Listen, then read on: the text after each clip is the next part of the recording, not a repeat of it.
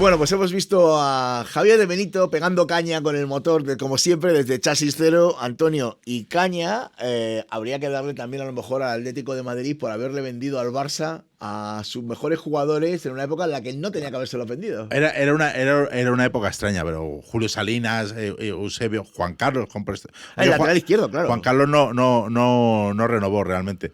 Pero Gil era lo que tenía, era una agencia de compra y venta y era un hombre muy impulsivo. Tú y yo conocemos gente muy impulsiva en la dirección de empresas. Sí. Y claro, pues era lo que pasaba. Salinas salió, Eusebio, que era un jugadorazo y que el centro del campo del Atleti lo hubiera notado mucho si hubiera aguantado.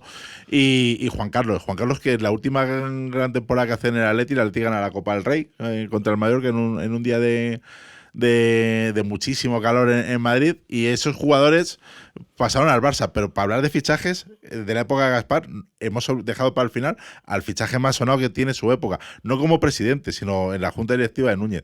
¿Te acuerdas del fichaje de Maradona? De cómo traía Maradona de Boca. Pensé que ibas a hablar de Romerito. No, Romerito es un fiasco, pero para nuestros espectadores más conocidos, cuando traía Maradona de Buenos Aires, que incluso interviene en la junta militar para parar la primera vez que Minguella intenta traer a Maradona a España. ¿Te acuerdas de eso? Sí, bueno, a ver, ahí tú tienes también tu tela, porque vaya en este caso panorama para el Barça, para el Madrid, para el Atleti, porque fíjate lo que era traer a ese jugador en aquel momento, Antonio. Sí. Todavía no tenía la dimensión que tenía, pero ya apuntaba maneras. Un primer año los propios militares lo aguantan en Argentina, pero luego ya lo traen, lo logra traer el Barcelona, y es un poco chasco. Está 2 años en Barcelona, 2 o 3, ahora no, Sí. 2, y gana una Copa del Rey solo, y pues, se enfrenta al mejor Atleti de Bilbao prácticamente de la historia, con Javier Clemente, con esos jugadores.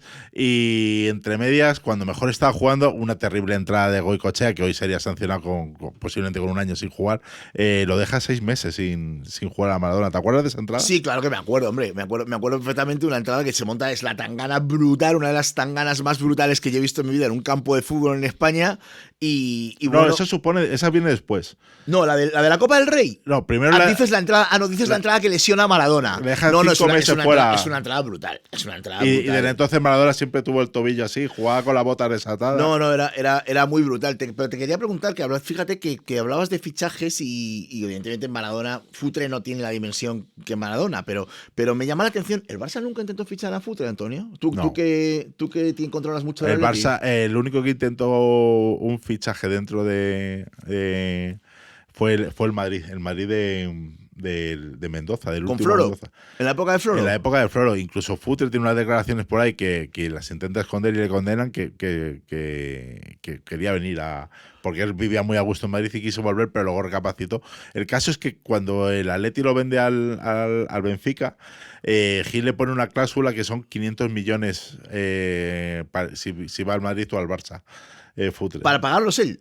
Durante los años que tenía todavía de contrato con el Atleti, que cuando se va le quedan 3, los 3 años siguientes de su salida al Benfica era el traspaso al Benfica más 500 millones al Atlético de Madrid. Y claro, eso a Mendoza le echó para atrás. Bueno, a ver, es que era mucho dinero, ¿no? Pero bueno, ahí hay mucha. Luego ya Futre se cortar. Lesionó y ya no volvió a ser el mismo jugador. No volvió a ser el mismo, ¿no? No, deambuló, tuvo 10-12 partidos en un regreso muy sonado al Atleti en la 97-98. Wow, ¿cuántos años tenía ya Paolo en el 97-98? No, tenía 30. De hecho, venía con la pierna rota y había estado en el West Ham y en la Rellana.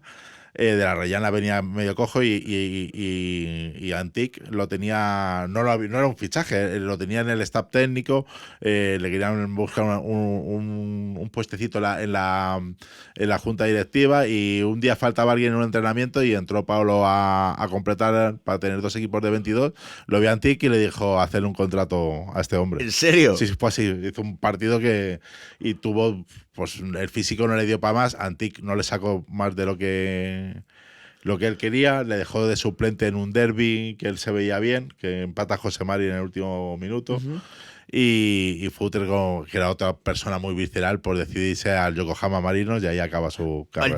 Bueno, es que esa es otra historia, Antonio, que tendremos cada otro día, que es los cementerios de elefantes de los futbolistas del fútbol, de los futbolistas de España, ¿eh? Porque Japón ahora Japón, que es que parece que se lo inventó Iniesta, no, Japón es en los 90, con Julio Salinas, precisamente, era un cementerio de elefantes donde iban los jugadores europeos y los brasileños a ganar dinero. Y se acabó ya, nada más. Sí, pero la liga japonesa, eso le ha servido. Mira, Japón ahora, como es una selección difícil de ganar. Sí. El fútbol japonés es el que domina en Asia y ha subido bastante. Y yo creo que Arabia Saudí va por ese rollo. Lo que pasa es que Arabia Saudí está poniendo más dinero y se lleva jugadores como Gavi y Veiga en el apogeo de su carrera. O sea, claro, es que eso es lo que te iba a decir, Antonio. Y del Atleti, que tú dices ahora Paolo lo recuperó Antich para jugar y tal, de los jugadores del Atleti, ¿cuántos están ahora que pudieran jugar 15 o 20 minutos? Yo siempre digo esto cuando veo a algún jugador, sobre todo del Madrid y tal, es que está para jugar 15 minutos. Si pudiera yo recuperar a alguien, recuperar a Thiago. ¿A Thiago? ¿Al brasileño? Al portugués. Al portugués, vale. De jugador del Atleti, que me ha dicho Thiago. Sí, pero ¿cuántos están ahora para jugar? Porque yo, por ejemplo, veo a Santidenia y yo a Santi le tengo mucho aprecio, pero Santi no está para jugar. 15 minutos. De los de ahora yo creo que Thiago y Gavi estarían para jugar. ¿Sí? Incluso si me apuras, Torres. Torres se ha puesto muy fuerte. Torres estaría para jugar de central con la corpulencia que tiene. Pero Fernando tendrá algún día que explicar por qué se ha puesto tan fuerte. Porque tiene gimnasio, sí, le gusta mucho. Pero es que se ha puesto excesivamente fuerte. Se ha puesto como un culturista. Madre mía, está brutal. O sea, cuando se pegue con Arbeloa otra vez, Arbeloa no tiene nada que hacer. Arbeloa lo tiene jodido con él. Sí. No, es que esa pelea fue brutal. No sé qué me recordó. Y es que yo en el campo a Torres no le veía así de visceral. Es que yo creo que Arbeloa debe hacer determinado show para mantenerse en el equipo. En el equipo. ¿No se da cuenta que Mourinho ya no está o qué? Es que esos años para Arbeloa en el juvenil han sido fastidiados. O sea, ¿porque no ha estado bien en el Madrid o qué? El juvenil del Madrid no olió bola con el juvenil de Torres. Ya, sí, claro. Sí. Y lo que ha hecho el Madrid es llevarse a 3 o 4 jugadores de ese juvenil. ¿De la Atleti? Sí.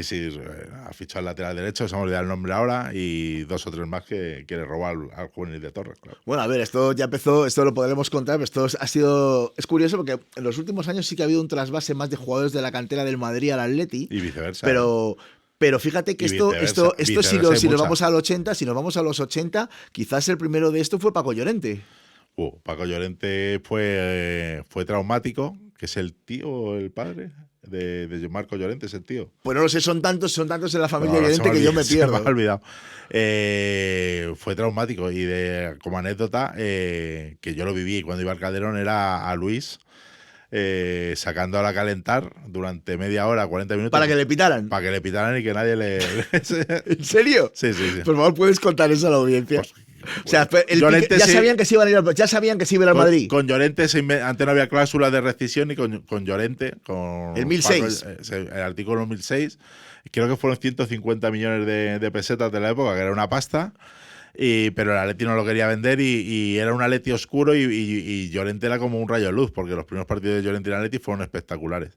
Y luego se fue al Madrid, solo brilló el día de los Portos y poco más. Poco más, sí, no, bueno, eso es otra historia pues que ya Gil contaremos. le tuvo una segunda, Luis Aragonés le tuvo toda una segunda vuelta sin apenas jugar y le ponía a calentar y la gente pues se dedicaba a silbarle en el Calderón. Pues ya lo tenía firmado, ¿no? Bueno, pues caliente ha estado el programa hoy con Joan Gaspar y con todo lo que has contado del Atleti, ¿eh? Por cierto, que bien me cae Joan, me parece un tío auténtico. A mí también. Con sus historias y sus fallos, como todos tenemos todas las personas, pero creo que el fútbol con gente como Gaspar era mejor. Es más divertido, sobre todo que es más divertido. Ahora es como mucho más educadito, mucho más ofendidito. Es un buen tipo. Es un buen tío y además lo hizo muy bien en el Barcelona, en la época sobre todo de la vicepresidencia. Pero bueno, esto vamos a seguir en otros capítulos de Cada VIP, Antonio, hablando de lo que fue el fútbol histórico de España en los 80, 90, 2000. Así que para la siguiente tendremos muchas más cositas que contarles. Antonio, que no se nos olvide las redes sociales. Las redes sociales, por favor, darle like, pinchar, interactuar y contarnos lo que queráis. Si habéis visto algún fallo nuestro, nos lo decís. Cualquier duda y cualquier historia que queráis en comentarios lo atenderemos encantado. Que os vaya muy bien. Hasta otra.